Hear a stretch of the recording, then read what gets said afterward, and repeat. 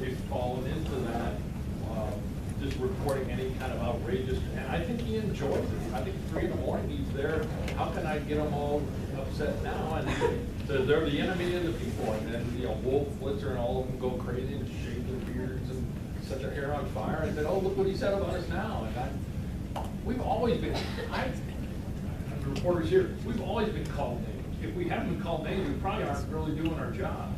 So we gotta be above that. And even if it's the President of the United States, now the enemy of the people thing, I think, is going a little too far. We've always had calls from people who don't like us, disagree with us, and call us commies. I had a guy who said I should go back to New York where I came from because the stuff I was writing. Well, I'm from Belleville, Illinois. I've been in New York one time. But you just gotta get used to that kind of thing. And I've had reporters come to my office and crying because of what they were told over the phone. You just gotta toughen up and have that thick skin a little bit to be able to take that, even from a president. All right, we're an hour in. Anybody have any comments or questions or thoughts or corrections or new metaphors that you would prefer me to use? Sir, first of all, your name. John. Nice to meet you, John. Go ahead. Hello, I'm a student here at OTC. Hey. I will say that if you, there's talk about journalists being the bastions of truth or the guardians of such. You guys have failed, categorically. There's really no denying that what was journalism previously is now having to go through an epic change through the newest medium that is the internet, which people still don't quite understand.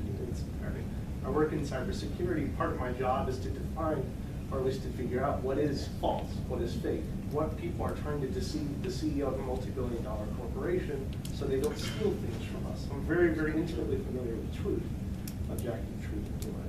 So I guess if you guys, if journalists and gal, if journalists are going to hold themselves to a higher standard, at what point is there going to be some introspection from journalists into how to change? Because it's an ever-evolving field. There's going to be some changes.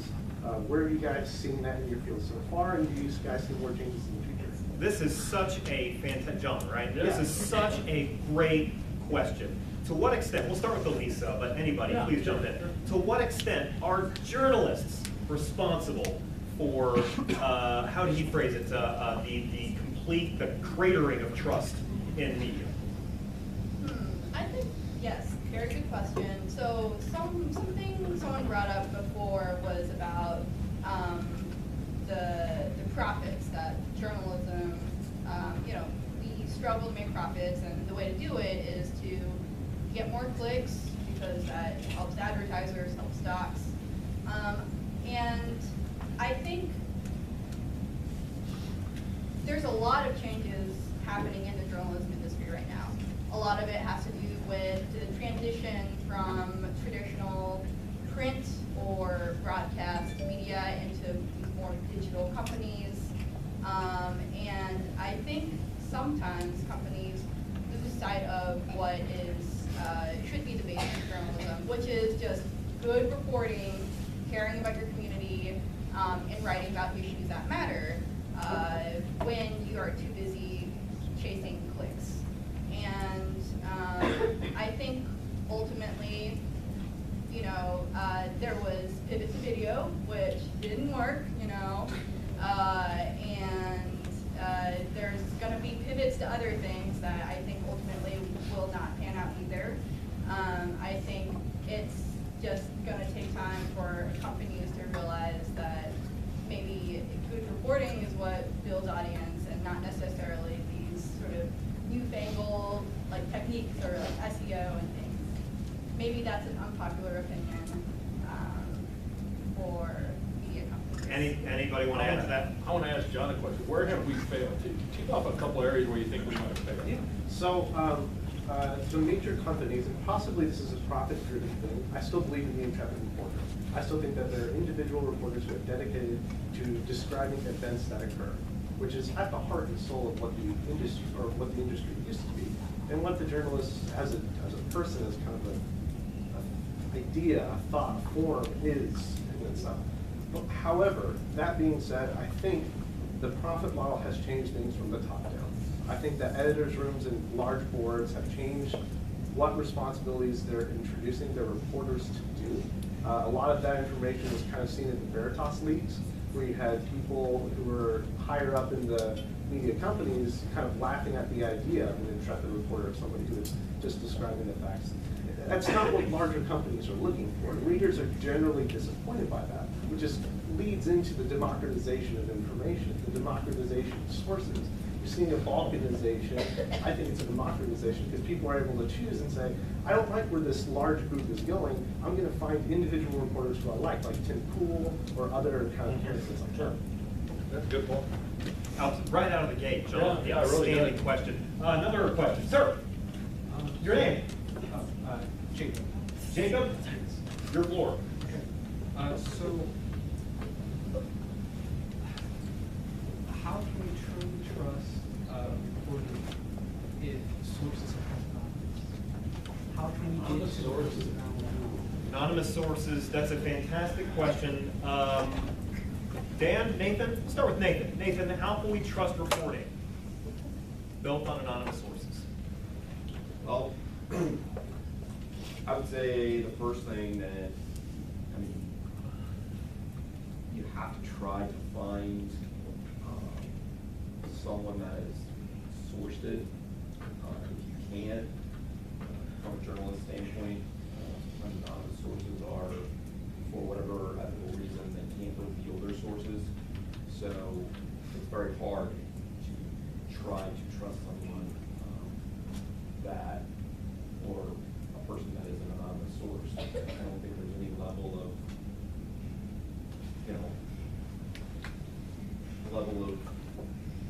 this person can trust it this much, or this one can trust it this much. I think about, much of it has to do with looking at the content. What is being, what information is being conveyed? Is there a bias there? And of course, you're never going to get it 100% accurate in terms of exactly who this person is, but I really don't think there's an easy answer there. There is not an easy answer there. Dan, you want to make it as easy as possible, or is it? I mean, because there has to be, within the news media, there has to be the ability for sources to come up anonymously to be able to provide information that cannot be provided in any other way. Because, I mean, the idea of sunlight as the best disinfectant is great, but there are going to have to be anonymous sources for news to be because many reasons why you can't always say who they are. And it becomes incumbent on the news media, media organizations to provide as much content as possible, to provide as much other sourcing, to say it's not just this one anonymous source.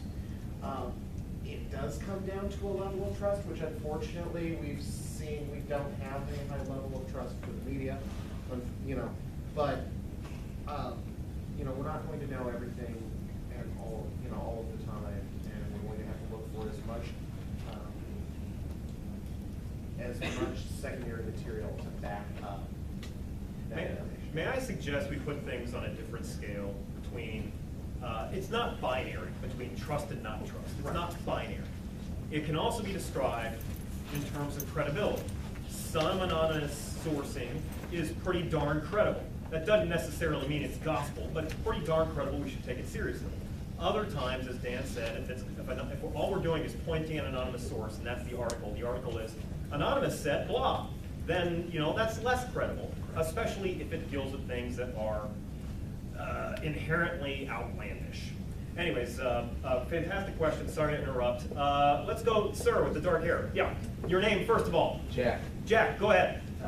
What do you guys think about bringing back fairness doctrine, and is there an analog to maybe online media with that? Nathan, in just a heartbeat, define fairness doctrine for us. Fairness doctrine, and then let's Okay, debate so its merits. the fairness doctrine basically said that for people who held a media license, because the media license is I'm going to say it this way, a gift from the American people. Say if you're going to hold this license, I know, but if you're going to hold this license, if you give one politician, if you give one side 5 minutes, you've got to give the other side 5 minutes. That's the same reason why politicians have to have the ability to buy basically media at the cheapest rate during campaign season. Sorry about that. But yeah, so that's the fairness doctrine. In other words, when the Fairness Doctrine was repealed, that's when radio, when basically partisan radio became a thing where, and when partisan television was something that was able, because before you had to say 5 minutes for this person, 5 minutes for this side. Rose, you are just one opinion on this, but let's bring back the Fairness Doctrine. Yes or no? Again, you have to make it, put everything in context. I don't like that. I like making things simple. I know, but the problem is, what we knew then, it goes back to what Steve said earlier, we had so many limitations on our media then. There were so few sources, so few television stations, so few papers that you could readily access. That's not the case today, so the predication for it may be different. That said, would it, again, shoppers of the truth, would it matter to you if you were looking at a product reporting and you saw that that producer went out of its way to bring you both sides? And I'm going to ask you this, Andrew. Yes. If we only were able to have the Fairness Doctrine because basically the radio and television waves are owned by the people, and so could be regulated by the government. So then what we do with cable and satellite and those things that are not considered to be. I don't know the answer to that. I will say that when it came. A public good. I will say that with respect to Jack's question, I've already endorsed a version of the Fairness Doctrine when it came to social media. Right. That went over like a lead balloon, but still, I'm unperturbed in my fight for, nevertheless, he persisted. All right. I'm mixed on it, but, I'm mixed on it. Another question, Jonah. Okay, so this is for all the panel, obviously, my name's Jonah. So you talked a lot about the partisan press and how, well, especially during these last 3 years, obviously, a lot of these places have seen their genesis and definitely were on the rise. So what influence do you think election season has on the amount of fake news that comes out? Oh man, anybody that wants a voice on this. Alissa, would you like to take a whack at it? Who would like to take a whack at that one? To what extent does elections have? I think it has a big impact. That doesn't mean when elections aren't happening, there is no fake news. But I think, most fake news is probably created, fabricated, to, either hurt someone politically or help them. It's like power is being able to control the narrative. Even if that narrative is fake, you still get a lot of power if you're able to convince people that it's real. So I think, there is a reason that attack ads are coming out, and also partisan attack pieces that could be considered fake news. I think it's all to a purpose here. I think on election night, you'll see it at its peak because both sides, both parties, and both MSNBC and CNN and Fox will all want to spin it somehow. Is it good for Trump? Is it bad for Trump? What is it for 2020? Those kind of things. And it'll just be like a volcano erupting because that's all they will talk about. And they'll have interpreters of every return.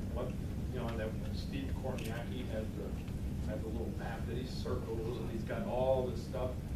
The best place to go if you're looking for some political analysis in that is Nate Silver's 538 website. Anybody heard of that?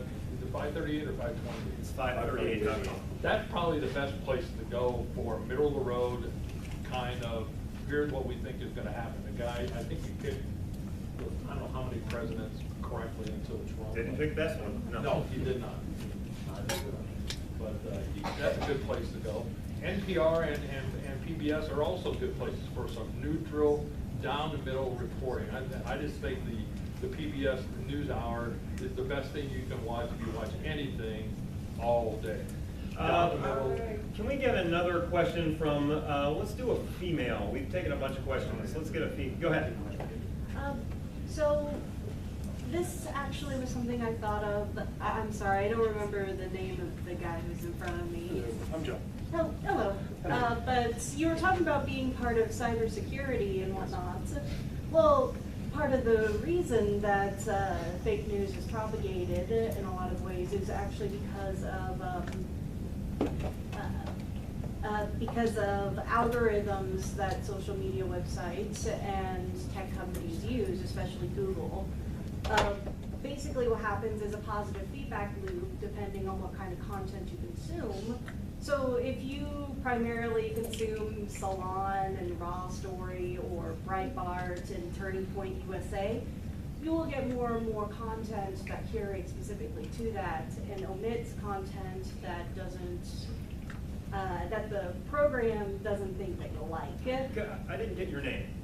Victoria? Victoria brings up an outstanding point with respect, not necessarily to social media, but also to Google. Google picks up on your preferences over time, and that includes your political preferences. And that means it's going to create, you said, a feedback loop? Positive feedback A loop. positive feedback loop. Can we fix that in any way? Should we fix that in any way? Can we? Most likely. I mean, technology created the problem. Should we? That's another question. And I don't know if we want companies as large as Google, Facebook, those kinds of things. The algorithm itself is already a problem. Then trying to fix the problems that create I don't know. It makes me a little uncomfortable. This is just such a great point. Thank you so much for bringing it up. Would you like to, do you have a question as well? Yeah, I feel like it's interesting. I haven't heard anybody mention, we're talking about checking your sources, checking where you're getting your information from. What a lot of people, I feel like they hate hearing, because it hurts their ego a little bit. Fox News is not licensed with the FCC. They're not a licensed news broadcasting. Is that true? Yeah, you can check on the Any of website of the FCC, any of they the lost cable. their license. No, any of the cable actually don't have to carry a license. So. But Fox News at one point was licensed and they lost their license because they weren't providing facts, and they have yet to. I don't know. What it was, if they did. Right, because I mean, cable news, MSNBC, Fox, CNN, they are not regulated in the same way. So they don't actually hold a license in the same way that NBC, CBS, because the only licensed, FCC licensed television operations should be NBC, CBS, ABC, and Fox local. Fox Broadcast, not Fox News, because Fox News is a cable-only outlet. Did you have a question or a thought to? Well, my question was, what are your opinions on the stories that Fox News puts out as opposed to MSNBC or ABC? Now, I will say, and I'll let some of my co-panelists jump in, and this is where things get messy. While Fox News is a pro-conservative outlet, and MSNBC is a pro-liberal outlet, that's not necessarily to draw an equal sign between the two. There are fundamental differences between these outlets. In the nature of the reporting, but also in their finances. The Fox News and the Trump administration cycled a revolving door of personnel between those two that I don't think we've seen before. Am I wrong on that? Am I off base? I mean, the whole both sidism, I mean, to me is a little bit different, or is a little bit problematic in general. But no, I mean, you look at, now, when you're looking at the number of Obama administration officials that are, talking heads. I mean, because I think when you're talking about the revolving door, you're talking about the talking head revolving door. Also, like, Bill Shine was an executive producer well, for right, Fox but News, yeah, but and now he's.